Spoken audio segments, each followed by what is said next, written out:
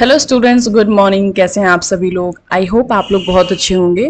और आज हम लोग जो है भागीदारी की परिभाषा और इसकी आवश्यक तत्व देखने वाले हैं। लास्ट क्लास में हम लोगों ने भागीदारी का अर्थ देख लिया था, उसका अधिनियम देख लिया था, ये इसका हिस्टोरिकल बैकग्राउंड देख लिया था।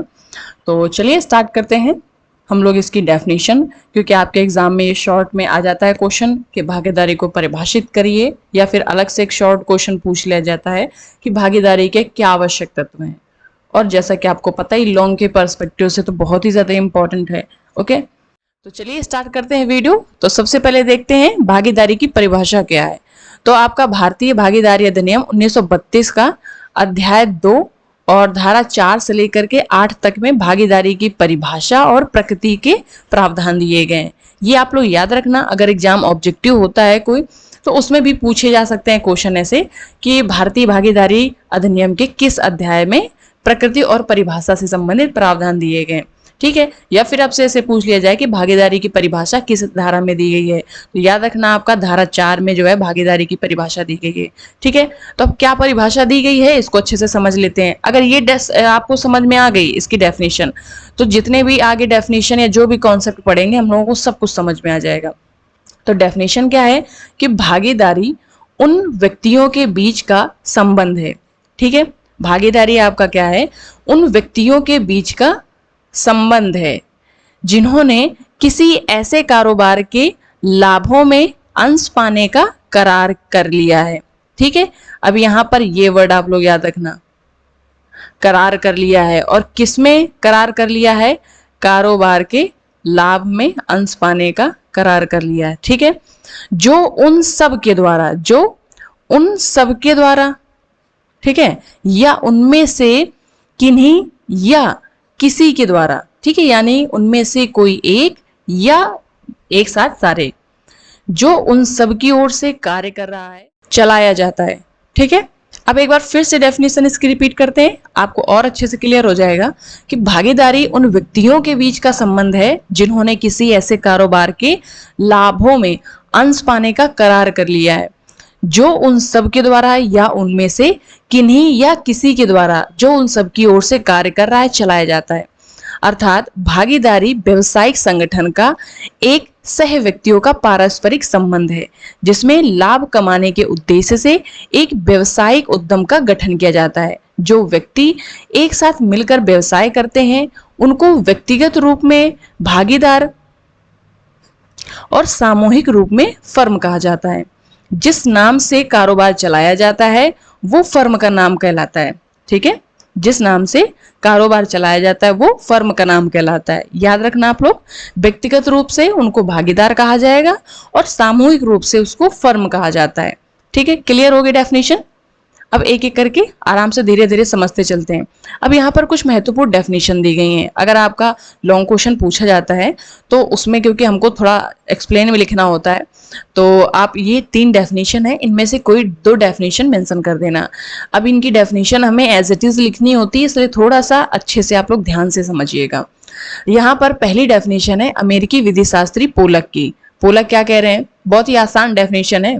ठीक है, क्या कहते हैं कि भागीदारी एक ऐसा संबंध है जिसके अंतर्गत कुछ व्यक्ति कारोबार करने का करार करते हैं और इसके लाभ को आपस में वितरित करने के लिए सहमत होते हैं। ठीक है, सहमत होते हैं यानी वही चीज एग्रीमेंट करते हैं। तो क्या है कि सब आपस में ये डिसाइड करते हैं कि इसका जो प्रॉफिट होगा तो किसका कितना क्या शेयर होगा।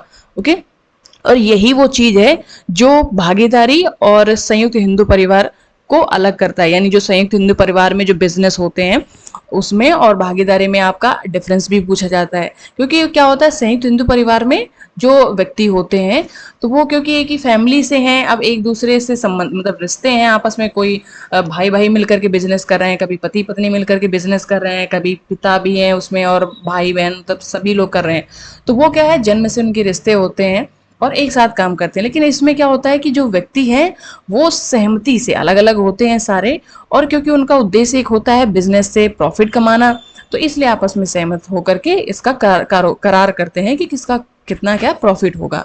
ठीक है, तो डेफिनेशन बीच में स्टॉप हो गई, एक मिनट फिर से स्टार्ट से रिपीट करते हैं कि भागीदारी एक ऐसा संबंध है जिसके अंतर्गत कुछ व्यक्ति कारोबार करने का करार करते हैं, इसके लाभ को आपस में वितरित करने के लिए सहमत होते हैं, चाहे उस कारोबार को सभी भागीदार सहमत होकर के चलाएं या उनमें से एक या अधिक व्यक्ति उसका संचालन करे। हम लोगों ने जो धारा 4 में अभी डेफिनेशन देखी है, लगभग ये उसी तरीके से है, लेकिन पोलक ने उस डेफिनेशन को और अधिक क्लियर कर दिया है। ठीक है, अब आप लोगों को समझ में आ गया होगा अच्छे से। बाकी वीडियो पॉज करके एक बार आप लोग खुद से भी पढ़ लीजिए तो आपको और अच्छे से डेफिनेशन क्लियर हो जाएगी, क्योंकि हम बोलते रहेंगे तो उससे शायद उतना अच्छे से आपके दिमाग में ना जाए जब तक आप लोग खुद से नहीं उसको याद करोगे। एक बार वीडियो पॉज करके सोचो कि आपको ये डेफिनेशन याद हुई है कि नहीं। ओके, ये अच्छा तरीका है। नेक्स्ट डेफिनेशन है केंट की। अब ये क्या कहते हैं कि भागीदारी उन व्यक्तियों में एक ऐसा संबंध है जो अपनी संपत्ति, श्रम या योग्यता को किसी व्यवसाय में संयुक्त करने तथा लाभ को आपस में बांटने के लिए सहमत हुए हैं। इसके अर्थ में भी हम लोगों ने ये चीज देखी थी कि जो भागीदारी होता है तो इसमें व्यक्ति अपनी संपत्ति और श्रम, योग्यता को आपस में लगाते हैं, फिर उसमें व्यापार करते हैं, जो प्रॉफिट होता है तो आपस में बांटने के लिए करार करते हैं। ठीक है, सहमत होते हैं। ये भी डेफिनेशन क्लियर है। नेक्स्ट डेफिनेशन है आंग्ल भागीदारी अधिनियम 1860 की। एक लाइन में इसकी डेफिनेशन है, इसको देख लेते हैं। भागीदारी लाभ के उद्देश्य से सामूहिक रूप से व्यवसाय चलाने के लिए व्यक्तियों के बीच में पाया जाने वाला संबंध है। फिर से रिपीट कर रहे हैं, भागीदारी लाभ के उद्देश्य से, ओके, सामूहिक रूप से व्यापार चलाने के लिए व्यक्तियों के बीच में पाया जाने वाला संबंध है। तो सभी डेफिनेशन में आपको कुछ चीजें कॉमन मिल रही हैं। एक तो संबंध कॉमन मिल रहा है, ठीक है। दूसरा आपको क्या मिल रहा है, लाभ का उद्देश्य होता है सभी में। और तीसरा क्या मिल रहा है आपको कि इसमें एक व्यक्ति नहीं मिल रहा है आपको, दो से अधिक व्यक्ति मिल रहे हैं, यानी समूह एक मिल रहा है आपको। चौथी चीज आपको कॉमन मिल रही है, इसमें कोई ना कोई व्यापार और बिजनेस किया जा रहा है, ठीक है। और हर डेफिनेशन में आप लोग ये भी पढ़ रहे हो बार बार कि कोई एक व्यक्ति उन सभी की ओर से या सारे व्यक्ति मिलकर के काम कर सकते हैं। तो म्यूचुअल एजेंसी का भी कॉन्सेप्ट आपको देखने को मिल रहा है। तो यही आपकी इसेंशियल एलिमेंट्स हैं जो कि आप लोग डेफिनेशन में पढ़ रहे हो। अब हम लोग जब इसकी डेफिनेशन पढ़ेंगे, जब इसके हम इसेंशियल एलिमेंट्स पढ़ेंगे तो उसमें आप लोगों का देखना, डेफिनेशन अगर अच्छे से समझ में आ गई तो पूरे इसेंशियल एलिमेंट आपको ऐसे ही समझ में आ जाएंगे। अब इसमें लास्ट में, अतः भागीदारी फर्म का अपना कोई अलग अस्तित्व नहीं होता है, याद रखना। भागीदारी में जैसे भागीदार अलग अलग हुए सारे, तो भागीदारी भी खत्म। तो इसका अलग अपना कोई विधिक अस्तित्व नहीं होता है, जैसे कि आपका कंपनी का होता है। यह भागीदारों का एक संघ होता है, ठीक है। सदस्यों में अलग एक इकाई के रूप में इसे स्वीकार नहीं किया जा सकता है। केवल आयकर अधिनियम के विनिर्दिष्ट उपबंधों के कारण आयकर के विनिर्दिष्ट प्रयोजनों के लिए भागीदारी का एक पृथक व्यक्तित्व स्वीकार किया जाता है। अब इसके बाद हम इसके आवश्यक तत्व देखेंगे। अब देखना, जितने हम लोगों ने डेफिनेशन में पढ़ा है बस वही इसके आवश्यक तत्व हैं। पहला क्या है, संबंध इसका आवश्यक तत्व है, रिलेशन यानी। दूसरा इसका आवश्यक तत्व है दो या दो से अधिक व्यक्ति, ओके। और तीसरा क्या है, करार, ठीक है। हम लोग डेफिनेशन में बार बार पढ़ रहे हैं कि कारोबार में लाभ प्राप्त करने के उद्देश्य से सहमत होते हैं या करार करते हैं। चौथा है कारोबार, यानी कोई ना कोई भाई कारोबार भी तो होना चाहिए। कारोबार नहीं होगा तो किस चीज की भागीदारी है, मतलब काम ही क्या करना है फिर उसमें, ओके। पांचवा क्या है, लाभ प्राप्त करना। उसमें कोई एनजीओ तो चला नहीं रहे हैं। अगर कोई एनजीओ चला रहा है तो उसको भागीदारी थोड़ा नहीं कहा जाएगा, क्योंकि उसमें प्रॉफिट नहीं होता ना। तो ये भागीदारी जो होता है इसमें प्रॉफिट होता है, सभी का शेयर होता है कि किसको कितना क्या मिलेगा, ठीक है। छठवां इसका आवश्यक तत्व है पारस्परिक भागीदारी यानी म्यूचुअल एजेंसी, ठीक है। क्योंकि सभी भागीदार तो एक जगह पे हो नहीं सकते हैं, कोई कहीं है कोई कहीं है। तो अब ऐसे में भागीदारी में कोई डिसीजन लेना है, कोई काम करना है, तो क्या सभी भागीदारों को बुलाया जाएगा? नहीं बुलाया जा सकता है, ऐसा पॉसिबल ही नहीं है। तो वहां पर कोई एक भागीदार भी कोई काम कर सकता है उन सब की ओर से, तो ऐसा माना जाएगा। जैसे आपका एजेंसी में आप लोगों ने पढ़ा है कि कोई एक व्यक्ति जो मालिक होता है, जो प्रिंसिपल होता है, वो अपॉइंट करता है किसी व्यक्ति को अपने बिहाफ में काम करने के लिए। बहुत सारे रीजन हो सकते हैं, उसमें हो सकता है वो स्किल ना हो, समय ना हो, टैलेंट ना हो, ठीक है। तो इस वजह से चलिए अब हम एक एक करके एक्सप्लेन में देख लेते हैं। देखो, अगर शॉर्ट में आपका एग्जाम आता है, शॉर्ट में क्वेश्चन पूछा जाता है अगर आपसे, तो आप इतना लिख देना जा करके, पहले थोड़ी सी डेफिनेशन बता देना और फिर एसेंशियल एलिमेंट लिख देना, इनको लाइन में लिखना, ठीक है। एक एक लाइन लिख देना सभी के लिए। बाद में इसका निष्कर्ष में थोड़ा सा कुछ डाल देना, ओके। लेकिन अगर आपसे लॉन्ग में पूछ लिया जाता है तो फिर इतने से काम नहीं चलेगा, फिर आपको इनको एक एक करके सबको एक्सप्लेन करना पड़ेगा और बीच बीच में कुछ केसेस भी ऐड करने पड़ेंगे। अब हम देख लेते हैं कि इसमें लॉन्ग में आ जाएगा तो कैसे क्या एक्सप्लेन करेंगे। ओके, तो भागीदारी वास्तव में भागीदारों व्यक्तियों का संबंध है।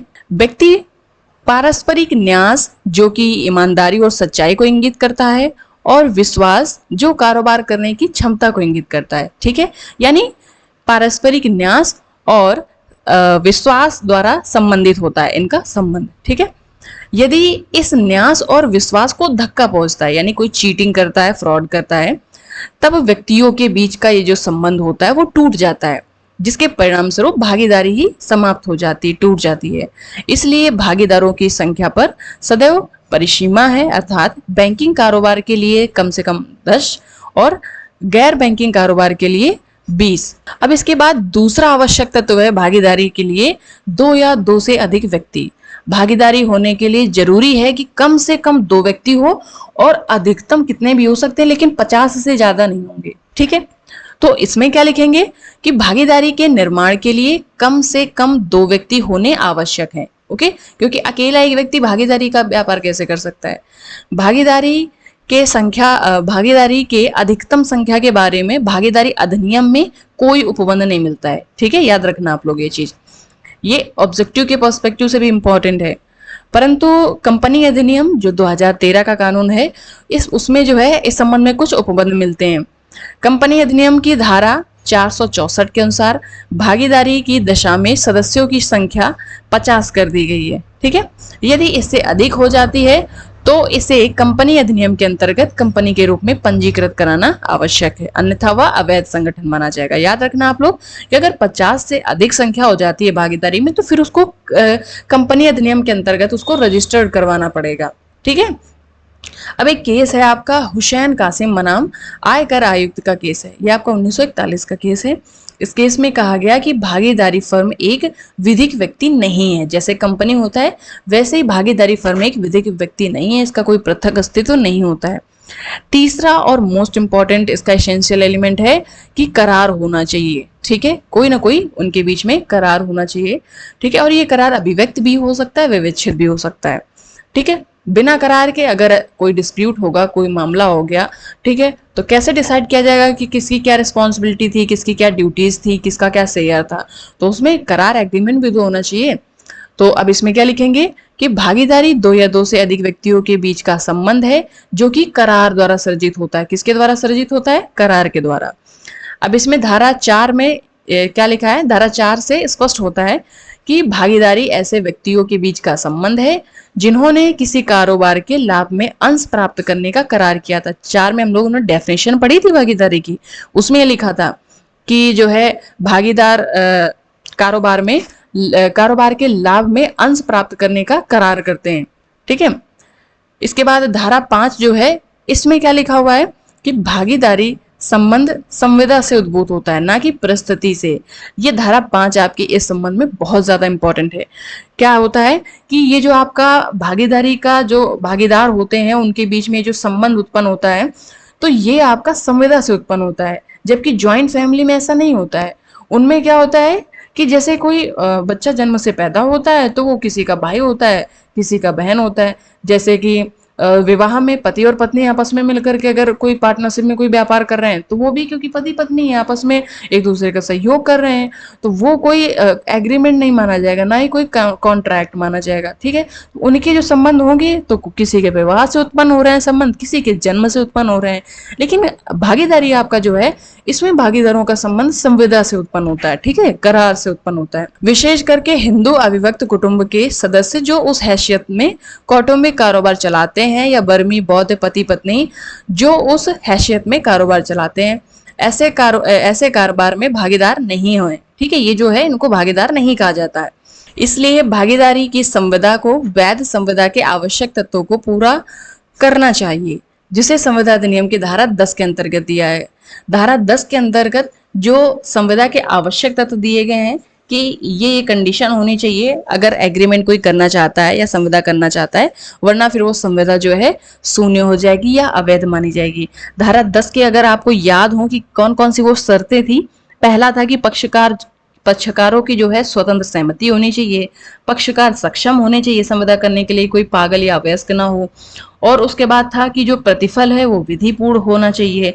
फिर उनका जो उद्देश्य है, जो व्यापार करने का उद्देश्य है, वो उनका जो है वैध होना चाहिए, विधिपूर्ण होना चाहिए। उनकी जो संविदा है वो किसी अन्य विधि के द्वारा शून्य घोषित ना कराई गई हो, ठीक है। और इनका ये जो कार्य है, जो व्यापार है, वो लोक नीति और अनैतिकता के विरुद्ध ना हो, ठीक है।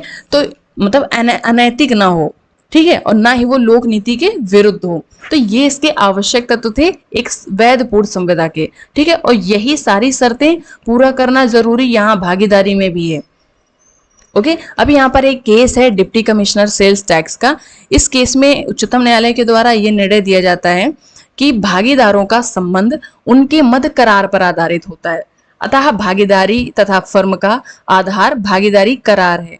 भागीदारी के लिए करार होना आवश्यक होता है, परंतु यह आवश्यक नहीं है कि करार लिखित अथवा औपचारिक हो। ओके, यह अभिव्यक्त भी हो सकता है, यानी बोल करके हो सकता है, ठीक है, या फिर विवेचित यानी पक्षकारों के आचरण से भी पता किया जा सकता है। जैसे कि अब 4 व्यक्तियों के बीच में डिस्कशन हो रहा है कि हम लोग पार्टनरशिप में कोई बिजनेस करेंगे, कोई व्यापार करेंगे। अब सी व्यक्ति को कहा गया कि तुमको जो है इतना पैसा इसमें इन्वेस्ट करना है, इतना पैसा लगाना है, ठीक है। बाद में जो है अब वो व्यक्ति मुंह से तो बोल करके कुछ नहीं कहता है, लेकिन बाद में उतना पैसा लेकर के आ जाता है और दे देता है उन लोगों को। तो इससे समझ में आ रहा है कि वो भी पार्टनर बनना चाह रहा है, ठीक है। तो क्लियर हो गया, वो यानी अभिव्यक्त भी हो सकता है, विविच्छित भी हो सकता है। इसके लिए जरूरी नहीं है कि एग्रीमेंट रिटन होना चाहिए। अब इसके बाद fourth most important essential element है कारोबार, यानी कोई बिजनेस होना चाहिए। भागीदारी के निर्माण के लिए कारोबार का होना आवश्यक है, क्योंकि बिना कारोबार के भागीदारी नहीं हो सकती है। याद रखना, कारोबार की बड़ी ही व्यापक परिभाषा भागीदारी अधिनियम की धारा 2B में दी गई है। कहां पर दी गई है? 2B में भागीदारी अधिनियम की धारा 2B में कारोबार की परिभाषा दी गई है। अब क्या दी गई परिभाषा? कारोबार के अंतर्गत हर व्यापार, उपजीविका और वृत्ति होती है। इसकी परिभाषा काफी जो है व्यापक है। इसमें आपका व्यापार को भी शामिल कर दिया है कारोबार के अंतर्गत, और इसके बाद उपजीविका को भी इसी में शामिल कर दिया है, और वृत्ति को भी शामिल कर दिया है। लेकिन कमी बस इस परिभाषा में इतनी है कि इस अधिनियम में इन तीनों वर्ड को एक्सप्लेन नहीं किया गया है डीप में, ठीक है। अच्छे से नहीं बताया गया है कि क्या व्यापार है, क्या उपजीविका है, क्या वृत्ति है। इसीलिए इसे जो है शाब्दिक अर्थों में न लेकर के व्यवहारिक अर्थों में लिया जाना चाहिए। यह आवश्यक नहीं है कि कारोबार लंबा या स्थायी हो। जरूरी नहीं है कि वो बहुत लंबे समय तक चलने वाला हो, ठीक है, ईयर्स में, या फिर स्थायी हो, फिक्स हो सकता है कि वो किसी एक निश्चित उद्देश्य के लिए वो कारोबार किया जा रहा है, लेकिन जैसे ही उद्देश्य पूरा हो गया भागीदारी भी खत्म हो गई, ठीक है। केवल एक वाणिज्यिक संव्यवहार कारोबार हो सकता है। याद रखना, कोई एक अगर ट्रांजैक्शन हुआ है किसी एक काम को करने के लिए भी वो व्यापार कर रहा है, कोई मिल करके सारे व्यक्ति, तो उसको भी भागीदारी के लिए कारोबार माना जाएगा। अब यहाँ पर लिंडले क्या कहते हैं, ये बहुत इंपॉर्टेंट है, इसको आप लोग जरा ध्यान रखिएगा, ठीक है। ये क्या कहते हैं कि यदि वे व्यक्ति जो कारोबार के भागीदार नहीं है, ठीक है, एक्सप्रेस तौर पर तो वो कारोबार के भागीदार नहीं है, लेकिन किसी एक संव्यवहार के लाभ के किसी एक विशिष्ट संव्यवहार के लाभ तथा हानि विभाजित करते हैं या अंश लेते हैं, तो वह उस संव्यवहार के भागीदार हो सकते हैं। यानी हम लोगों ने अभी पढ़ा था कि करार जो है लिखित और मौखिक भी हो सकता है, ठीक है। और उसके बाद हमने ये भी पढ़ा था पक्षकारों के आचरण से भी अनुमान लगाया जा सकता है। जैसे कि कोई व्यक्ति है और वो एक्सप्रेस तौर पर तो उस कारोबार का भागीदार नहीं है, लेकिन अगर उस कारोबार में कोई लॉस हो जाता है तो जितना सभी के हिस्से में आता है कि इतना इतना आप लोगों को देना पड़ेगा क्योंकि इतना लॉस हो गया है, तो वो उतना हानि नुकसान भी उठा रहा है, ठीक है, उतना दे रहा है। और उसके बाद अगर प्रॉफिट उसमें हो रहा है तो वो भी प्रॉफिट ले रहा है, ठीक है, किसी एक ट्रांजेक्शन में। तो यहाँ पर उस व्यक्ति को जो है उस संव्यवहार के लिए भागीदार माना जाएगा, ठीक है। अब यहाँ पर एक और केस है कोटपल्ली जगह का।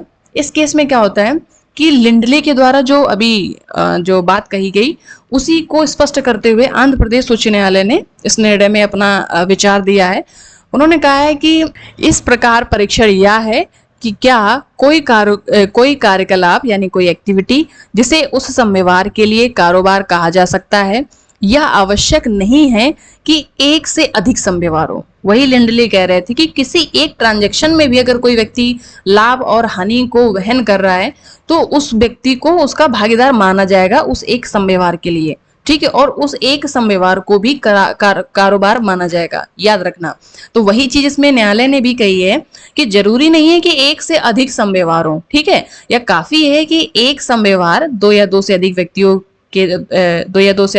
के चलाने योग्य हो।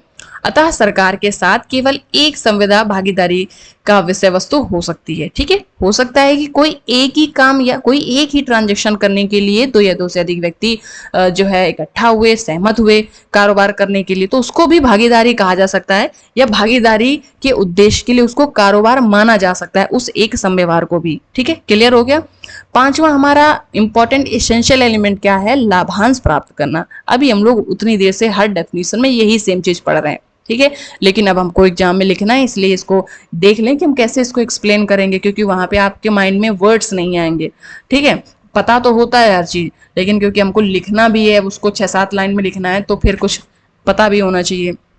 अब इसमें क्या लिखेंगे कि भागीदारी के निर्माण के लिए ये आवश्यक है कि भागीदार करार के अंतर्गत भागीदारों के मध्य लाभ के बंटवारे का उपबंध हो, ठीक है। ये जरूरी है कि उसमें कोई ना कोई लाभांश प्राप्त करने का प्रोविजन दिया गया हो। अगर लाभ ही नहीं मिल रहा है लोगों को, यानी जो भागीदार हैं, तो फिर उसको भागीदार नहीं कहा जाएगा, याद रखना।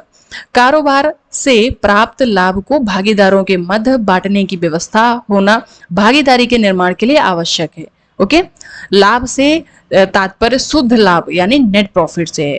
इस प्रकार भागीदारी निर्माण के लिए भागीदारों का कारोबार से प्राप्त शुद्ध लाभ में हिस्सा लेने का अधिकार होना चाहिए। उन सभी भागीदारों का ये अधिकार होना चाहिए कि वो उस कारोबार में जो प्रॉफिट हो रहा है उसमें अपना शेयर ले सकें, क्योंकि अगर ये वाला कॉन्सेप्ट नहीं होगा भागीदारी में, तो फिर तो ये बन जाएगा आपका जैसे कि एनजीओ में होता है, उसमें भी मिल करके काम करते हैं सब, अपना खर्चा उसमें लगाते हैं, मतलब पैसा लगाते हैं, सब कुछ होता है, बस उसमें यही वाला प्रोविजन नहीं होता है कि लाभ उसमें नहीं मिलता है, ठीक है, क्योंकि वो चैरिटेबल पर्पस के लिए होता है। अब इसके बाद जो है छठवां यानी लास्ट हमारा एसेंशियल एलिमेंट है पारस्परिक अभिकरण। इसको आप ऐसे समझ सकते हो कि हर डेफिनेशन में हम लोग बार बार यही चीज पढ़ रहे हो कि कोई एक व्यक्ति उन सभी की ओर से काम कर सकता है या फिर वो सारे व्यक्ति काम कर सकते हैं। तो जब एक व्यक्ति उन सभी की ओर से काम करेगा तो यहां से आपको क्लियर हो जाएगा कि एक एजेंट जो एक आपका भागीदार बाकी भागीदारों का एजेंट होता है, जैसे कि हम लोगों ने एजेंसी में पढ़ा है। अब जरूरी नहीं है कि एक टाइम पे सारे भागीदार उपस्थित हों, कोई मतलब कोई बहुत दूर रह रहा है, कोई बीमार है, कोई नहीं आ सकता है, एक्टिवली पार्टिसिपेट नहीं किए, तो ऐसे में ये कॉन्सेप्ट बहुत ज्यादा महत्वपूर्ण हो जाता है कि अचानक से कोई डिसीजन लेना है उस भागीदारी के लिए, कोई काम करना है, तो कोई एक व्यक्ति भी वहां पर काम कर सकता है। ऐसे में जो व्यक्ति काम करता है वो बाकी सारे मतलब बाकी सारे भागीदारों का एजेंट माना जाएगा और उनको प्रिंसिपल माना जाएगा। जैसे एजेंसी में प्रिंसिपल लायबल होता है अपने एजेंट के काम के लिए, वैसे पार्टनरशिप में भी होता है, ठीक है। और हम लोगों ने संबंध में ये चीज पढ़ी थी कि इनका जो संबंध होता है वो बहुत ही विश्वास का और ईमानदारी का संबंध होता है। अगर कोई चीटिंग फ्रॉड करता भी है तो फिर वो भागीदारी खत्म हो जाएगी। तो अब इसमें क्या लिखेंगे हम लोग कि जिस कारोबार के लाभ में अंश पाने का करार किया गया है वह कारोबार उन सब के द्वारा या उनमें से किन्हीं या किसी के द्वारा जो उन सब की ओर से कार्य कर रहा है चलाया जाना चाहिए। यही हम लोग अभी समझे हैं ना। इस प्रकार भागीदारी संबंध की स्थापना के लिए कारोबार सभी भागीदार द्वारा या उनमें से किसी के द्वारा सभी की ओर से चलाया जाना चाहिए। अतः भागीदारी के निर्माण के लिए पारस्परिक अभिकरण का होना जरूरी है, आवश्यक है। प्रत्येक भागीदार स्वामी और अभिकर्ता होता है, ये भी हम लोगों ने अभी अभी समझा है कि एक भागीदार जो होता है वो दूसरे भागीदार का अभिकर्ता होगा और वो आप मतलब वो उसके स्वामी होंगे, ठीक है। दूसरे भागीदारों का अभिकर्ता होने के कारण फर्म के कारोबार के प्रयोजन हेतु किया गया उसका कार्य सभी भागीदारी अर्थात फर्म पर बाध्यकारी होगा। यानी वो एजेंट के रूप में जो भी काम करेगा तो उससे बाकी सारे भागीदार बिल्कुल प्रिंसिपल की तरह लाइबल होंगे, बाध्य होंगे और फर्म भी उससे बाध्य होगी। इस प्रकार लाभ में हिस्सा लेना ही भागीदारी की स्थापना के लिए आवश्यक तत्व नहीं है। यह भी देखना चाहिए कि क्या कारोबार सभी भागीदारों के द्वारा या उनमें से किन्हीं या किसी के द्वारा सभी की ओर से चलाया जा रहा है। यदि ऐसा नहीं होता है तो पारस्परिक अभिकरण के अभाव में भागीदारी का संबंध स्थापित नहीं होगा, याद रखना। यानी ये 6 जितने पॉइंट हम लोगों ने डिस्कस किए सारे पॉइंट इंपॉर्टेंट है आप लोगों के, ठीक है। इनमें से कोई भी एक आवश्यकता तो मिसिंग होता है अगर, तो वो फिर आपकी भागीदारी नहीं मानी जाएगी। अब हम लोग अगले वीडियो में पढ़ेंगे, मतलब अगली क्लास में हम लोग देखेंगे भागीदारी और संयुक्त परिवार में अंतर। ये भी आपके एग्जाम में बहुत पूछा जाता है। तो आज की आप लोगों की क्लास कैसी लगी? आई होप आप लोगों को बहुत अच्छे से समझ में आया होगा, क्लियर हो गया होगा। मैंने अपनी कोशिश पूरी करी थी, ठीक है। फीडबैक देना मत भूलिएगा आप लोग कॉमेंट में। अगले वीडियो में मिलते हैं इसी क्लास के साथ, यानी आपका ये जो देख रहे हो आप लोग, इसी क्लास को डिस्कस करेंगे नेक्स्ट वीडियो में। ओके, तो चलिए, गुड बाय, टेक केयर।